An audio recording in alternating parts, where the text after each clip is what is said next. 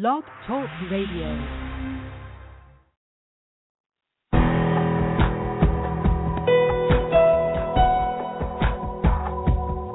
Welcome to our program on Kardec Radio. Welcome to the messengers in our home.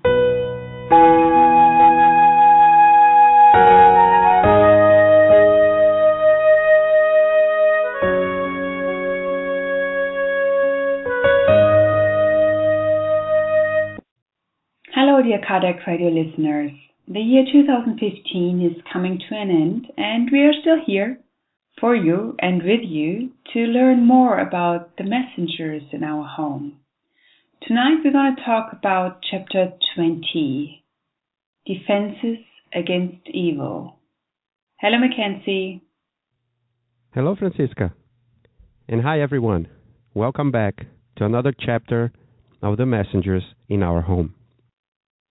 So before we start, we would like to invite you to elevate your thoughts for our opening prayer. Dear Mother, Father God, with our hearts full of gratitude for the year that's coming to an end, we would like to thank you for all the blessings we've received from you, for all the challenges, all the opportunities to learn and to grow, to open our hearts and our minds, and to come closer to you. We thank you for the many lessons we have learned in life and here through Kardec Radio.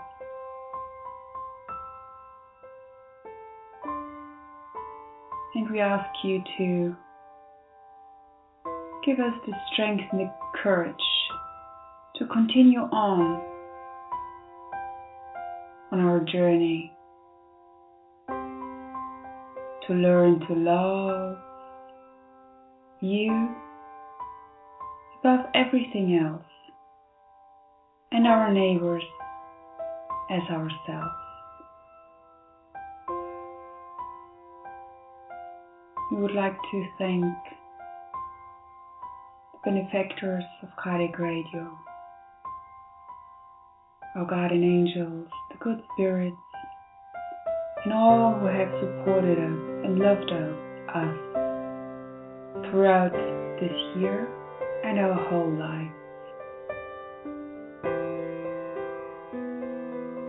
Thank you all for being with us, for inspiring us, helping us to keep on going, step by step, day by day, on our inner reform. And with your permission, we would like to start our meeting now. So be it.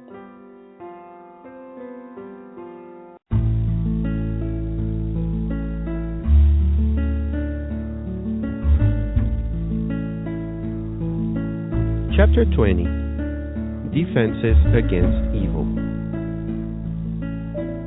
We descended the steps, and as I stood in front of the high walls, I could observe the extent of the stately building's defenses. That edifice was much more important than any old castle that had been made into a fortress. Outside once again, I was able to make out the details of the panoramic view more clearly. I saw that we had entered through a forward bulwark that highlighted the stateliness of the majestic building. Its general lines stood out distinctly. I was especially impressed by the fortifications. I saw the message tower, obviously devoted to defense, the pointed bulwark rising above the moat that allowed for an abundant flow of running water, the watchtower, elegant and imperious. I noticed the patrol road, the cistern, the embrasures, and then the stockades and the barbicans, the whole complexity of the entire defensive setup. And the armaments? I recognized it in the accoutrements installed along the walls, replicas of the small cannons on Earth. However, I was moved at seeing at the top of the watchtower an enormous bright white flag of peace fluttering in the wind like a wide, snowy plume. Alfredo noticed the wonder that had come over Vicente and me. "I know the impression that our defenses have made on you," he said, pausing to explain.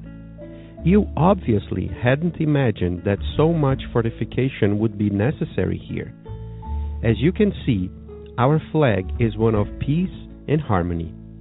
However, it is crucial to realize that we are performing a duty that must be defended in all circumstances.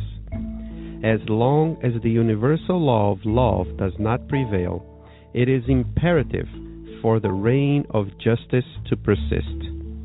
Our station has been placed here like a sheep amidst the wolves, and although it is not our job to exterminate wild beasts, we must nevertheless defend the work of the good against unwarranted attacks. The organizations of our brothers and sisters who are devoted to evil are extremely vast.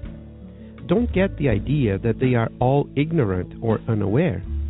The majority of them consists of the wicked and criminals. They are truly diabolical spirits, have no doubt about it." "My God," Vicente exclaimed in astonishment. "Why do they deliberately organize themselves for evil purposes? Don't they know that the entire universal treasure belongs to the Divine Majesty? Don't they recognize the sovereign power?" "Oh, my friend, I asked those very same questions when I arrived here for the first time. The answers I received were incisive and conclusive. We could ask the same questions about the earth, Vicente. The criminals who create victims of war, the exploiters of the public welfare, the stingy misers, those thirsty for unjustified dominance, and the vain ones full of foolishness. They all know, as well as our adversaries here, that everything belongs to God, and that the human being is simply a beneficiary of the divine assets. They know that death called their predecessors to the truth and to account for themselves, and that the same road is waiting for them. Even so, they torment themselves like veritable lunatics, piling up wealth to their ruin and abusing the holiest opportunities. Here you can see the same thing. They want to dominate others rather than dominate themselves. They make demands instead of giving, and thus they enter into perennial conflict with the divine spirit of the law. Once the duel between their fantasy and the truth of the Father is established, the poor beings resist the Lord's corrections and become true spirits of darkness, until one day they decide to take another course. Intrigued with his profound remarks, I asked, "But how do you explain the basis for such an attitude? We can understand such delusion occurring on the earth, but here..." My benevolent friend did not let me finish and continued, "On earth, our unhappy brothers and sisters struggle for economic dominance, for undisciplined passions, and for the hegemony of erroneous principles. The exact same thing applies in the zones close to the earthly mind. Among the wicked and ignorant spirits, there are cooperatives for evil, economic systems of a feudalist nature, the base exploitation of certain forces of nature, tyrannical vanity, the diffusion of lies, the slavery of those who weaken themselves through negligence, the cruel captivity of failed and careless spirits, passions perhaps more undisciplined than those on earth, sentimental unrest, terrible imbalances of the mind, and anguished aberrations of the sentiments. Everywhere, my friend, spiritual failure is always the same to the Lord, although it varies in intensity and hue. But what about the weapons? I asked. Are they ever used? Why not? Alfredo promptly replied. We don't use lead bullets. We use electric projectiles. Of course, we never attack anyone. Our task is rescue and not extermination. Nevertheless, I said, deeply impressed, what is the effect of such projectiles? They are terribly frightening, he replied, smiling. And above all, they demonstrate the abilities of a defense that surpasses the offense. But they only frighten? They can cause the impression of death. What do you mean? I exclaimed with unbridled fear. Alfredo thought for a few seconds, and perhaps pondering the seriousness of his explanation, he replied calmly, My friend, since we are no longer in the flesh, let's try to discarnate our thoughts also. Individuals here who cling to physical impressions cause their perispirits to become denser, just as spirits dedicated to the higher realms purify and elevate theirs. Our projectiles, therefore, repel the enemies of the good by sending out dreadful vibrations, and they can cause the illusion of death by acting on the dense bodies of our less advanced fellow beings. On the earth, isn't physical death also purely an impression? No one ceases to be. The phenomenon is merely one of invisibility or sometimes of absence.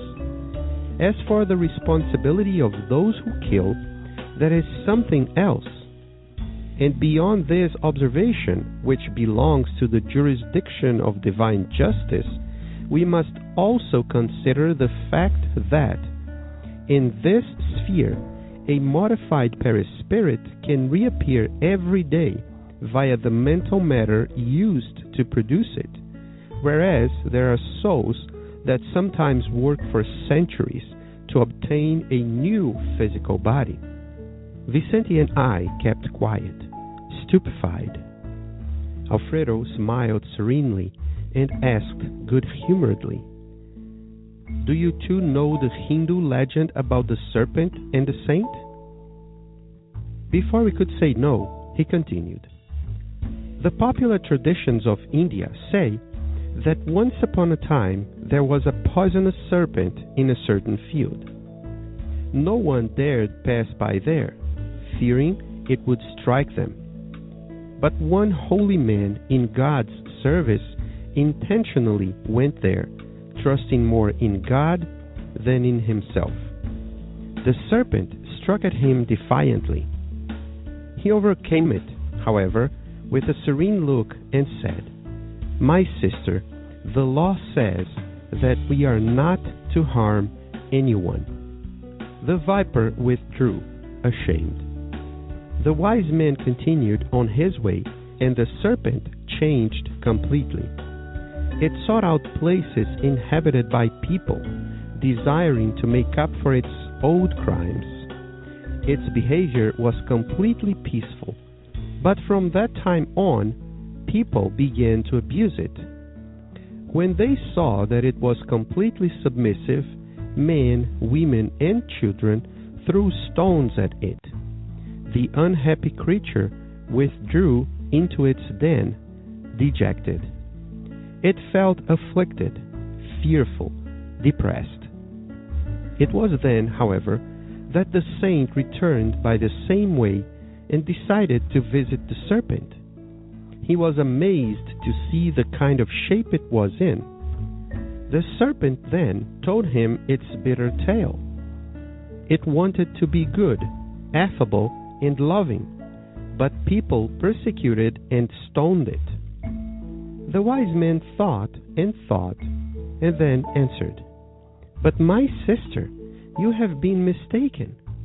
I advised you not to bite anyone, not to chase and kill anyone. But I did not tell you to stop frightening bad people.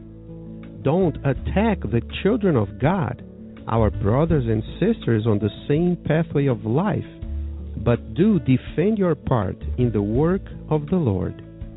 Neither bite nor harm, but keep the wicked ones away. Hiss and show them your fangs. Aniceto smiled. Alfredo took a long pause and concluded, I don't think the fable needs any comment.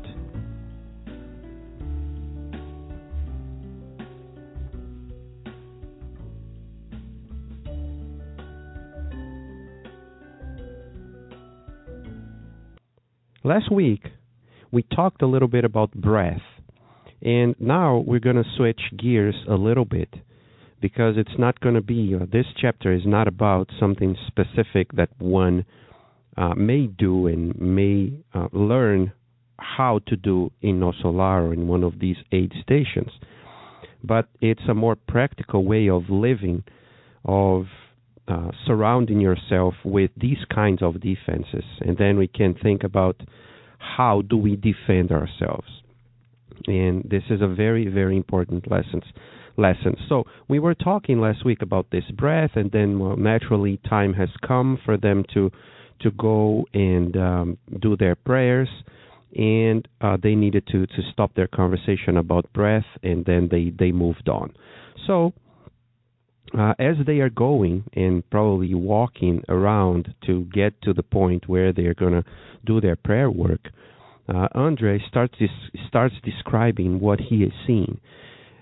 If you remember, and if we remember, once he got to this point, once he got to this station where Alfredo is and where Ismalia is and all those spirits that are there, he says that he sees a castle, right? He doesn't describe the castle. He says just it's big, it's impressive, but he doesn't describe it completely. So in the beginning of this chapter, he starts by describing this chapter, this castle where he is, and then he says how tall this building is, this construction is, how well defended this castle is, and he starts talking about the watchtowers, the bulwarks, the moat where you can see the water flowing, and he is kind of impressed, right? And he sees replicas of small cannons on Earth,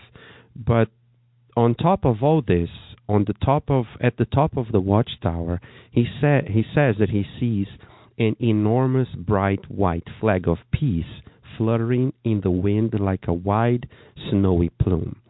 So this is already a sign of what this fortress, right, this castle or this station is built for, right? It's a monument for peace. However, naturally, and we already know this because we read the chapter, this castle or this station is built on is a place where there can be a lot of attacks from the exterior side. So what Alfredo explains to us and explains to him is that, well, if we are here in this situation, we need to have defenses against what can come from the outside.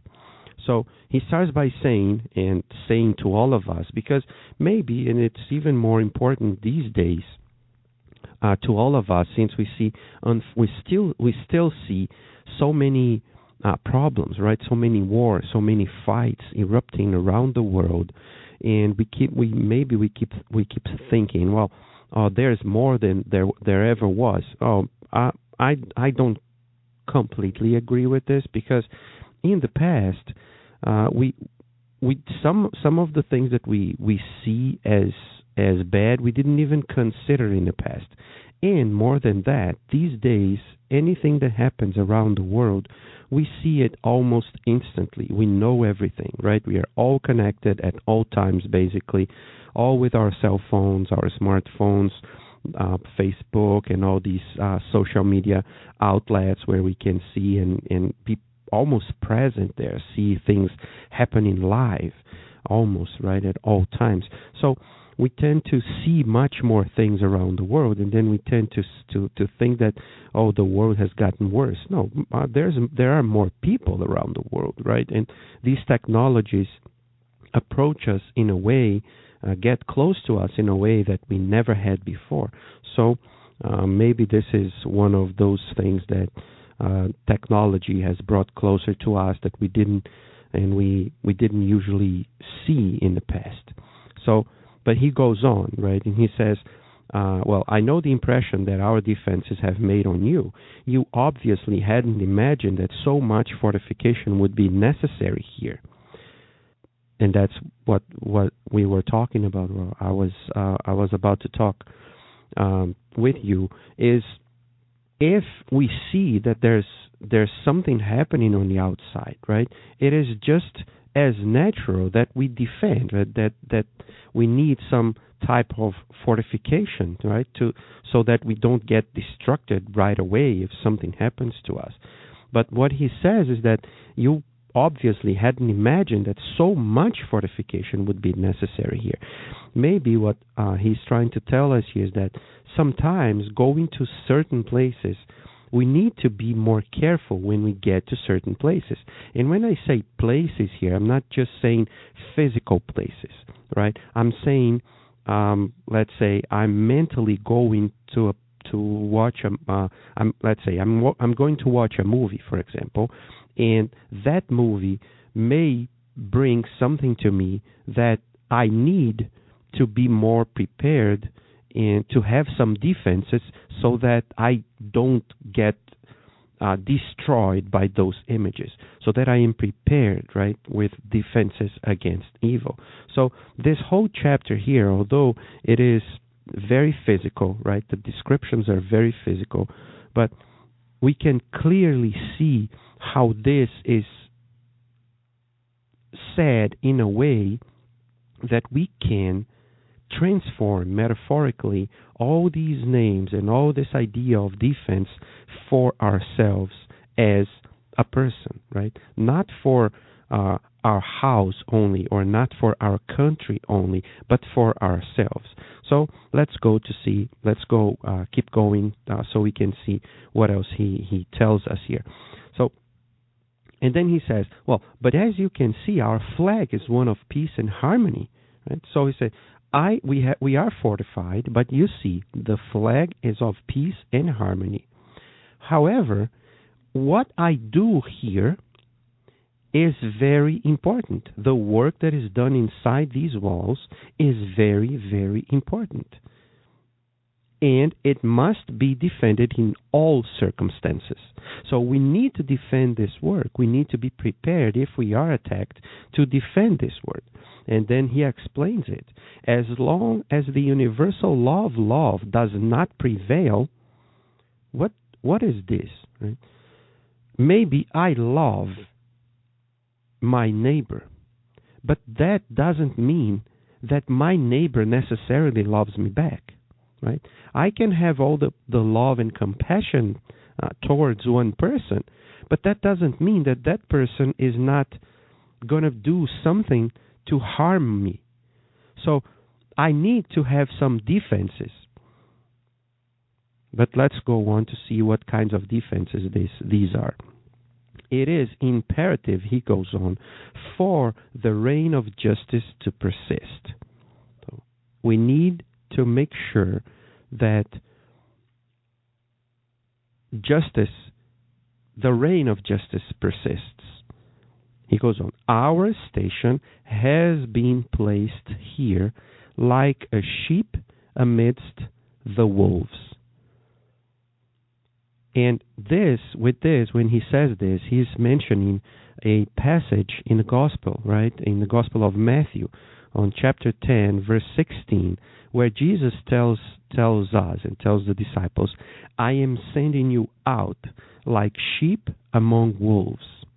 Therefore, be as shrewd as snakes and as innocent as doves. And shrewd is when Jesus is advising us to be shrewd as snakes, right? Is so that we are astute, so that we observe, that we really pay attention to the situation and be prepared. And it's very interesting because, as we already read the chapter, right? At the end of the chapter, Alfredo tells us a story about a snake, right? And this is very interesting. You know, the connection here between what Jesus is telling his disciples and what Alfredo is telling us here. So this here, right here, is the connection with that story and what this means, right? What is to be shrewd as snake is to having or showing sharp powers of judgment, being astute, being witty, or observing the situation and seeing what do I need to do. However, to be innocent as doves, not to judge others out of, let's say, out in a rush, right? Doing as quick as I see. No, I have to be innocent as doves, meaning giving way for let's say a conversation instead of just starting attacks. And that's what Alfredo goes and says. And although it is not our job to exterminate wild beasts, and that's what he wants, Jesus wants us to understand by this innocent as doves, he doesn't want us to exterminate wild beasts, but nevertheless, we need to defend the work of the good against unwarranted attacks, against attacks that come out of nowhere just because they want to destroy what we are doing. So we need to defend ourselves, but not to exterminate, not to attack. And he will say this with these words later on, right? The idea here is that we are here with this fortress, with these fortifications, to defend, not to attack, not to go and offend or attacking somebody. However, we need to defend ourselves if we are being attacked, right? And then he says, well, in these organizations where we can sometimes find these people, right, our brothers and sisters, and this is very important, right, because he could have said here, these people, these sick people. No, these are our brothers and sisters. We always have to remember this. Maybe they are sick. Maybe they don't understand what they're doing. Maybe they really believe that what they are doing is good and what we are doing is bad. However, they are still our brothers and sisters, and we need to keep that in mind at all times so that I don't attack them, but defend ourselves. Right? And they are sometimes, some of these people are criminals and wicked. However, we have no doubt about it, he says, and we need to have no doubt about it, that there are some people and there are some spirits in this case here that have that had built within themselves this evil inside of them, or this wickedness inside of them. But we need to see them as brothers and sisters anyway. And we also need to remember that, like he says here, that there are some of them that are ignorant and unaware. Not all of them, but some of them are. So it is very important for us to really think about the other person, right? Not attacking the other person. We're not going to exterminate wild beasts. They are brothers and sisters. But if we are being attacked, or the work of God, the work of the good is being attacked, we need to defend this work, right? Not to kill, not to exterminate, but to defend. And then Vicente exclaims, right, in astonishment, but Why do these people organize themselves for evil purposes? Aren't they dead? And they didn't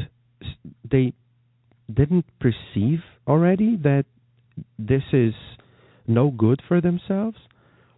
And he says, well, and Alfredo answers, well, I ask the very same questions, right? Because this is natural. If I died and I keep doing this, but now I know that I died and I know that this is worthless, why do I keep doing this? Why do we organize ourselves?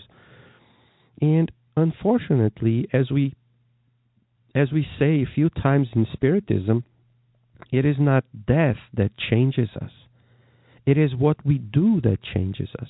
It is how we behave, what we think. If we take the opportunity to learn and to practice what we learned, that allows us to change. Otherwise, if I die, I will still be the same way that I was, right? With all my beliefs. If I was evil, I'm going to still be evil, and I'm going to join with those people who I have a connection with.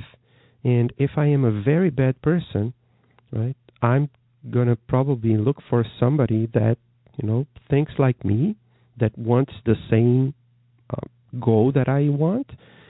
And unfortunately, we'll keep doing the same thing until the day that we decide to take another course, as he finishes this paragraph saying, right? Because we create this fantasy, right, that we can be the owner of the world, we can have everything we want, but we still didn't understand the law of God, right? And then once I want something and the law of God says, hey, you can't have it all, it's not only for you, it's for everybody, then we start fighting. Right? I start fighting against it. And depending on how long I've been doing this, I can go and become more and more and more evil, right? Or darker and darker and darker in the sense of spirituality, until one day I will, for any kind of reason, decide to take a different course and change my entire life. Meanwhile, I may want to attack the ones who have something that I want and I can't have it, so I want to take it from them. That's what he is saying here, right? And that's when envy comes to play within ourselves, right? So what can I become if I allow myself to be envious at all times? So instead of dominating my behavior, right, of controlling, of learning how to change it, and say at the first moment controlling it and then changing it later, since I don't want to dominate myself, right, dominate these bad feelings, I use these to dominate other people, and then instead of giving something, I demand that people give to me. So with this selfishness inside of myself, right, with this selfishness that keeps growing and growing and growing, if I'm not aware of it and if I don't want to stop it, I will be, as he says, I will enter into perennial conflict with the divine spirit of the law, right? Of God's law. That is a law of love and not of pride. That is a law of giving, not of selfishness. So until I decide to take a different course, unfortunately, the behavior that I had before I died will continue after I died. So if I want to prepare to be a different person once I die, I need to be a different person before I die. Right? So I need to keep improving myself. it is the natural flow of our lives, how I live on my day-to-day lives. Am I attacking other people?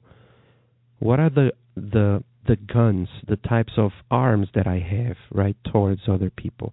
What is my what is my tongue, right? How am I using my tongue? Am I using it as a sharp knife when I'm talking to another person, or am I using it as the image that Andre when Andre described the bright white flag of peace, right? A snowy plume. What is my tongue? Is it a snowy plume, meaning that something very soft, white, with that idea of whiteness being of something very clean, or is it a very sharp knife, darkened by its use? So, how am I behaving in life? Am I attacking other people, or am I helping other people, right? How am I defending myself?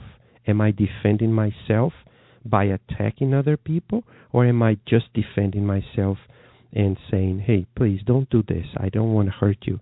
This is don't come close. Don't do this. We can talk. We can solve this problem doing something completely different than this." And it's our choice, as always, as with everything. It's always my choice. And then Andre interrupts. Well, not interrupt, but after his remarks, after Alfredo's remarks, he says, "But how do you explain the basis for such an attitude? We can understand such delusion occurring on the earth while we are incarnated, but here," then say, Alfredo doesn't even allow him to finish, because the explanation is almost so self-evident. But he explains, well, on earth, our unhappy brothers and sisters struggle for economic dominance, for undisciplined passions, and for the hegemony of erroneous principles. But why is that different than what we do when we discarnate? So, among spirits, and we are all spirits, be it discarnates or incarnates, we have good spirits and bad spirits, wicked spirits and better spirits, right? Ignorant spirits and wise spirits. But all of us, because of our social nature, we will gather together in groups. So there will be groups that do good stuff, just like Alfredo, Ismalia, and all the spirits there. And there are spirits who are gathered together to, unfortunately, do bad things. And then that's why he comes and he gives a lot of examples, right? Tyrannical vanity, the diffusion of lies, the slavery of those who weaken themselves through negligence, cruel captivity of failed and careless spirits. So these cooperatives for evil, they gather together and they exploit other spirits, just like, unfortunately, we used to do, and we still see these times, people exploring other people, like through slavery, through forced labor. But if we don't change while incarnate, when we discarnate, we will try to do the same thing. Sometimes we will not be allowed to, because the law, the law of love, the law of God will say, "Hey, now it's over. Now you crossed all limits. Now you will not be able to do these things anymore." As he finalizes this explanation, he says, "Everywhere, my friend, spiritual failure is always the same to the Lord, although it varies in intensity and hue." So it doesn't matter where we are. It doesn't matter if we are incarnate or if we are discarnate. If we don't decide to do something different, these things will still keep happening. It doesn't matter our state. It doesn't matter where we are. It may be more or less changing in intensity. It may be more colorful or less colorful, but it will happen because we're still not perfect. We are not perfect spirits yet. But then Andre says, "Well, but what about the weapons? are they ever used? Meaning, do you ever use those weapons? And Alfredo says, why not? We don't use lead bullets. We use electric projectiles. Of course, we never attack anyone. And that's the very point here. We never attack anyone. Our task is rescue and not extermination. So it is only used when necessary. If there's no necessity, these things will never be used. And if we use, it's not for extermination, it's for rescue. It's to allow ourselves to keep going with our work and, if possible, to rescue those who are attacking us. But André says, what is the effect of these weapons, of these projectiles? Naturally, being a gun, right, we can think straightforwardly with this, right? They're terribly frightening. And above all, they demonstrate the abilities of a defense that surpasses the offense. Right? So our defense needs to show the offense that our defense is bigger and it's of a higher level than the offense that's coming from the attack. And what does that mean from within? Right? We can think of Jesus, right? People were attacking him, saying things to him. And Pilate, for example, Pilate says, "Are you the king of the Jews?" And he replies, "You are the one who is saying. I didn't say this. You are the one who is saying." So he is defending himself. He is defending the law by not attacking the other one, right? The other one is incriminating himself, is telling things to him, and he is defending, right? So people want to come to him and say, for example, so tell me, should we pay or not pay the taxes for the emperor? And he doesn't attack anybody. And he comes, "Can you please give me a coin?" And what is this face that you see here on the coin? Well, this is Caesar's. So then give Caesar's what is Caesar's, and God what is God's. He is showing that his defense, because it's full of love, is much more powerful than any offense that is coming from the exterior.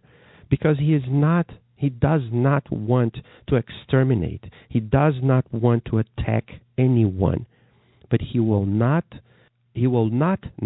defend himself. He will always defend the law. He will always defend the love. How? Giving more love back. And that's why they are only used if completely necessary. And André asks, but they only frighten? Well, they can cause the impression of death. And naturally here, he is talking about physically talking, right? But how? What do you mean? Aren't they all dead already? Well, they are all dead. But let's think it over, because we are dead, but we still have a body, right? We still have a physical body, although in a different level of vibration. And if we remember André, for example, in the previous book of this series, right, No Solar, what happens when he sleeps? Right? There's a chapter called The Dream, and then he is sleeping, and then he says that, well, when he is sleeping, he dreams. But it's not like a regular dream. So he sees himself coming out of his body, and his body stays there. Well, but isn't he already dead? So does he have two bodies then? His third body, right? So different densities of matter. So he leaves a mental, right, body, as some people call, and then he goes with a different kind of body that's even more subtle, so that he can go to a different sphere and that he can contact a spirit that's more elevated than he. So here's the same thing, and that's this sentence here that I like it a lot when Alfredo says, so my friend, as if he's talking to us, right, when we ask these questions. We are no longer in the flesh, so let's try to discarnate our thoughts also, right? So let's take our thoughts out of the matter, because as it is as if we're still thinking physically, only physically. We don't expand our thoughts, right? We limit our thoughts to a certain extent to our body. So what he's saying is the usual English expression to this is, let's think outside the box here for a while, right? Let's just expand this idea. When we die, there are some spirits here who cling to physical impressions. Once we cling to these physical impressions, right, that I'm still alive, I'm still incarnated, not alive, I'm still incarnated. So the more I think about this matter, the more I think about being incarnate, the more I don't try to elevate my thoughts, the perispirit that surrounds me is denser and denser. On the opposite, spirits who are dedicated to the high realms, they purify and elevate their bodies, right? So their perispirits will become less and less dense. And that's the difference here. So what is he saying? He's saying that these projectiles, right, these guns, they will repel those spirits who have a specific certain type of density in their perispirit. And since they still have that physical, right, quote unquote here, physical matter, they can feel as if they are dying, because it is as if their perispirit is destroyed or can be hurt.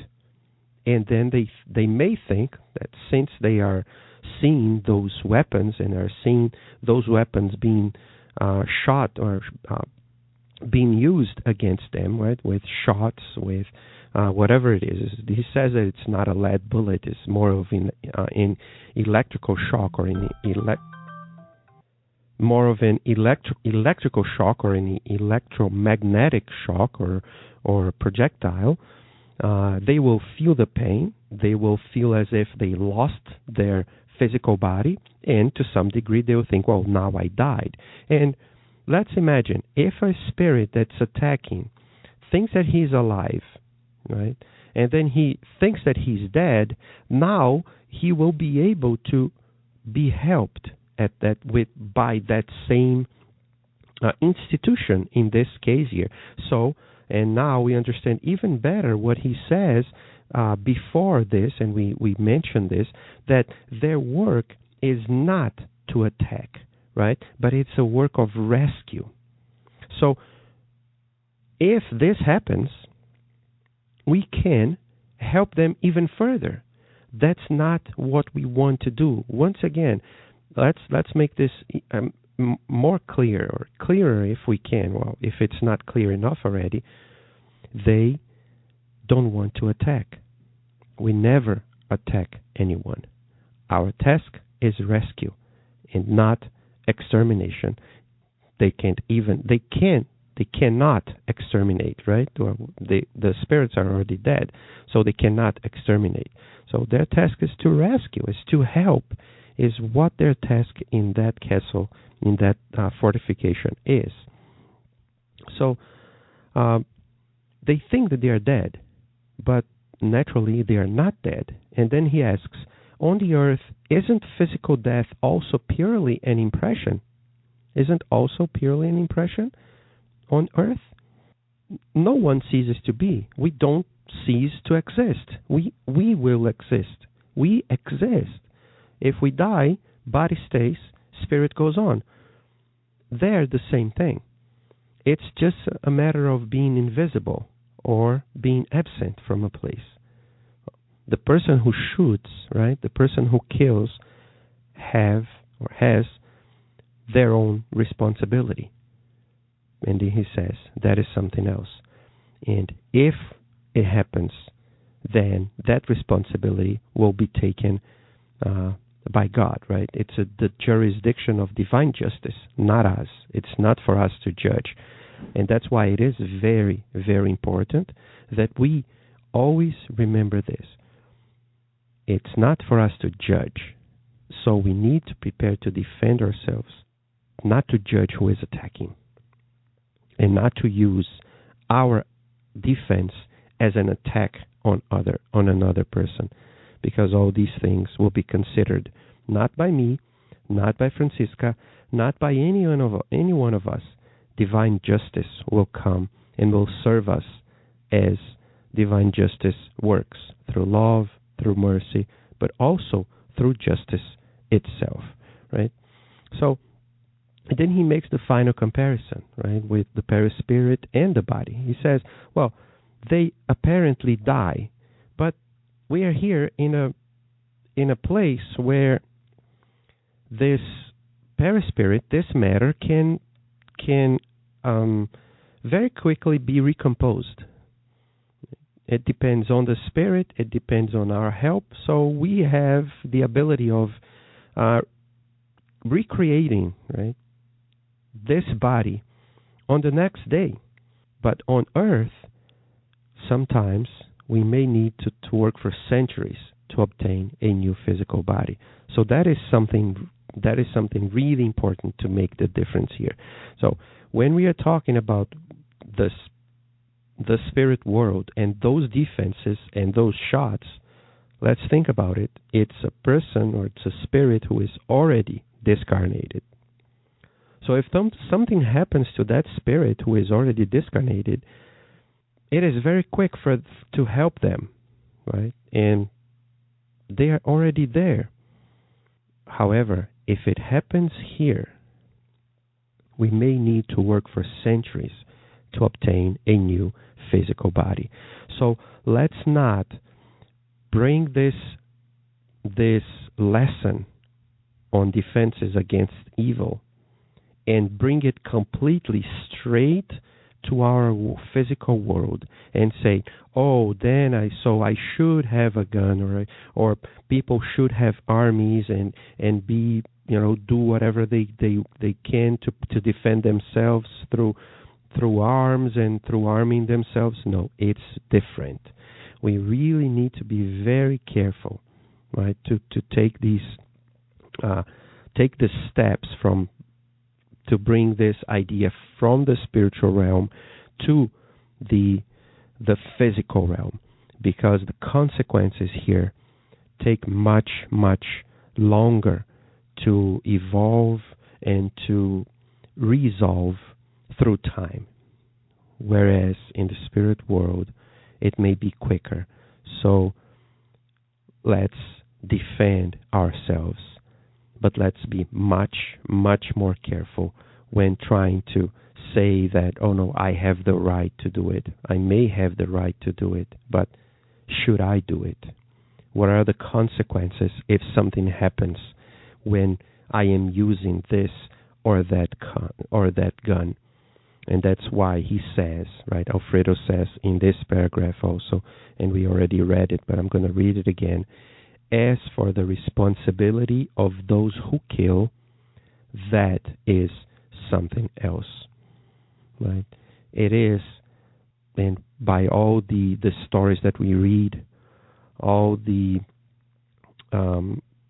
reports that we watch on TV or we listen to on the radio, people who kill, right? Be it because they want in a war, or I don't know, because something happened, or if they kill because they didn't want. This leaves a deep mark, a deep scar, psychologically, mentally, and spiritually in that one who killed. So, just to put it into context, recently, or I don't know if it's too recent, but some people were talking about a quote from the Dalai Lama when he quotes. Some people quoted him saying that if someone has a gun, it is trying to kill you. It would be reasonable to shoot back with your own gun. And people take his remarks, right, as saying, well, that he is saying that we should carry our own guns. And I don't think that's what he wants to say. What he wants to say is exactly what we are studying here. He is saying that if you have one, defend yourself, because the continuation of this quote, right, is, and this was on the Seattle Times. He says, but if someone, I'm going to read the full quote here from the Seattle Times, which was when he said it in 2001. And then he said, the Dalai Lama said acts of violence should be remembered, and then forgiveness should be extended to the perpetrators.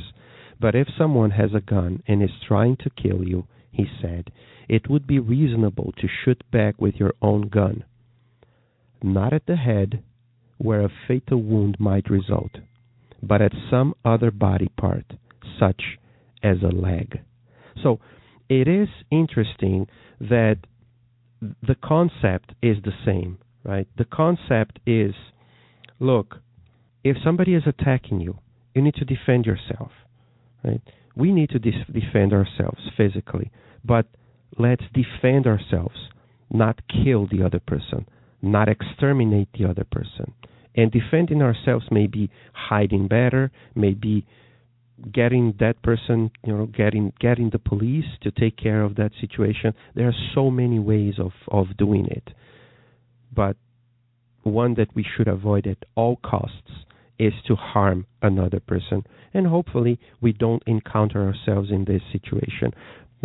But we need to talk about it anyways. It's the world we live in, and it's the story that we are trying to think about here. So after he says that, Vicente and Andre, they kept quiet, as he says, stupefied, right? But Alfredo smiles and asks them, do you two know the Hindu legend about the serpent and the saint? And before they could say no, he tells the story. And since we already read the story, right, and we all know the story, I'm just going to recount it. I'm not going to reread it, because later you can go back or you can read it by yourself, or you can go back and listen to the program again and hear the whole chapter, or jump to the point where we read the story. So it's basically the story of this snake that was on the road, and people were afraid of that snake because this snake was always trying to strike people. So it came this holy man who was passing by and said, wait, look, my sister, the law says that we should not harm anybody. So the serpent got out of there and says that, and it was ashamed by what it was doing. And so the viper decided not to do anything else to anybody. However, without defending itself, people started, throwing stones and screaming, and probably almost to the point of killing the serpent. Once the wise man was going back, the snake came to him and said, "Look, I did what you told me to do, but now there's nothing else that I can do because people keep trying to kill me." And the wise man says, "But my sister, you have been mistaken. I advised you not to bite anyone, not to chase and kill anyone. But I did not tell you to stop frightening bad people. Don't attack, but do defend yourself. Do defend your part in the work of the Lord. Neither bite nor harm, but keep the wicked ones away. Hiss and show them your fangs." So it's a way of defending itself. Alfredo says that he's not going to comment on the fable, and I think that it's so interesting. It's so clear, the story, that I also think that we need not to make any further comments on this story. And that's when I come back and I go back to what Jesus taught us, right? when he says,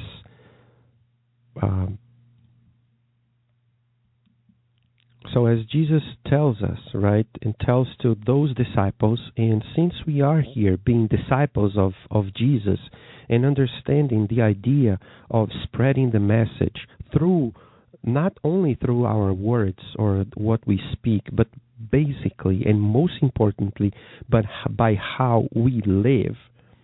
So as we go out to the world, right, he says, I am sending you out like sheep among wolves. So the world outside can be a very, very dark place, a very frightening place. So you are the ones who are supposed to be like sheep, meaning being tame, being quiet, being meek, right? Being humble. But even being a sheep, be as shrewd as snakes and as innocent as doves. So we need to carry these ideas within ourselves. We need to learn to defend ourselves against evil, not attacking, not trying to kill, not trying to force, but defending the ideas, showing that the law of love is much greater than any type of attack that we can feel. So, since this is the last program of this year, of 2015, this I would like to take from this message. Let's learn more and more to create these defenses against evil, to put more love as our shield, right? Charity as this shield against the evil of the world. If we hear a bad word, say a good word. If we are slapped on one face, give the other face, right? It's always this idea of not attacking while defending, right? It's the only way that we can destroy hate is with love, is not with hate, more hate, giving more hate to the other person, but it's to give love and love and love to the other person.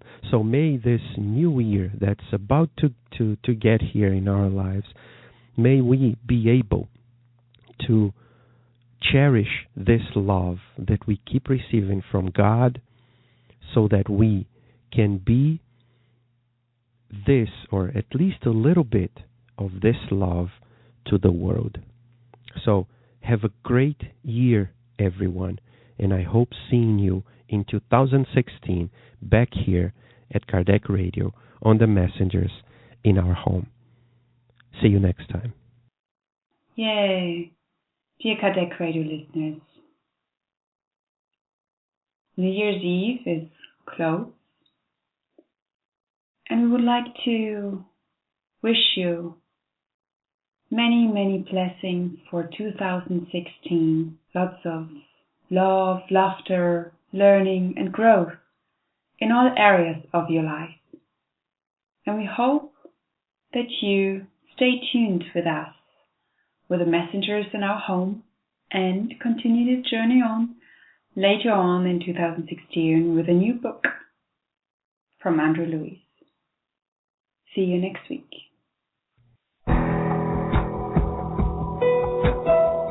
Thank you for listening to Kardec Radio, broadcasting live every Saturday morning at 11 a.m. Eastern Standard Time. Email us and share your comments at www.kardecradio.com. Until next time, we wish you many blessings.